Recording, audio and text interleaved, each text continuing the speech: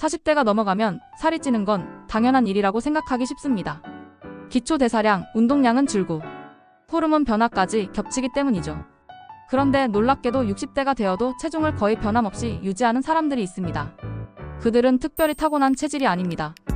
대부분 아주 사소하지만 일관된 습관을 평생 유지하고 있었습니다.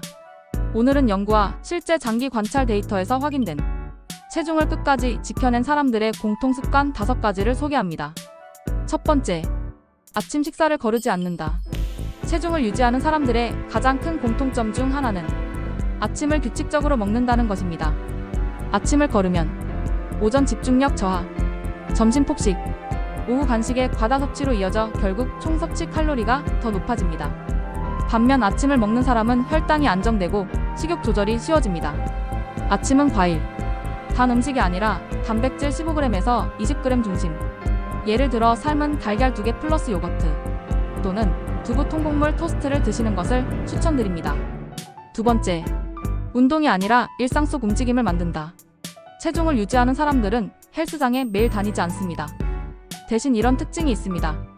엘리베이터 대신 계단, 식사 후 10분 산책, 장 볼 때 카트 대신 바구니 사용, 1시간 앉았다면 2분 일어나 걷기. 몸을 쓰는 시간을 운동으로 만들지 않고 삶의 패턴 속에 묻어넣는다. 이것이 오래가는 방식입니다. 세 번째, 평일에 식단 규칙이 있다. 체중 유지자는 가끔 즐겨 먹을 음식을 허용하지만 절대 평일까지 무너뜨리지 않습니다. 예를 들어 평일에는 저녁 7시 이후 금식, 탄수화물은 점심까지만, 저녁은 단백질 플러스 채소만, 간식은 하루 1회로 제한. 이렇게 한 가지 원칙만 평생 유지해도 60대까지 체중은 거의 변하지 않습니다. 네 번째, 체중을 체감이 아닌 수치로 관리한다. 살이 찌는 사람들은 거울과 느낌으로만 변화를 판단합니다. 반면 체중을 유지하는 사람들은 매일 혹은 주 3회 체중 기록, 허리둘레 정기 측정, 일시적 변동 발생 시 즉각 조절, 이렇게 수치를 통해 조기에 개입합니다. 체중이 2kg 늘었을 때 잡는 사람과 7kg 쪄서 알아차리는 사람, 결과는 10년 뒤 극명하게 갈립니다. 다섯 번째, 단기 다이어트를 하지 않는다. 살찌는 사람들의 특징은 몰아서 빼고 다시 찌는 패턴입니다. 반면 체중 유지자는 처음부터 평생 유지 가능한 속도로만 감량하거나 조절합니다.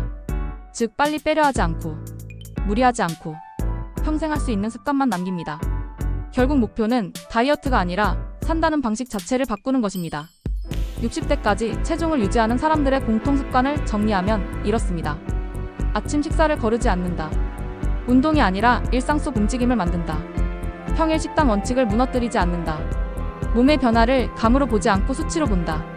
단기 다이어트 대신 평생 가능한 습관을 택한다. 이 5가지는 누구나 당장 오늘부터 시작할 수 있는 행동입니다.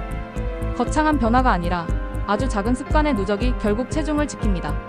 지금 이 순간부터라도 하나만 선택해서 일주일만 유지해보세요. 몸은 반드시 그 변화를 기억하고 결과로 돌려줍니다. 다음 화에서는 당뇨 가족력이 있는 사람들이 꼭 해야 할 식사법에 대해 알아보도록 하겠습니다.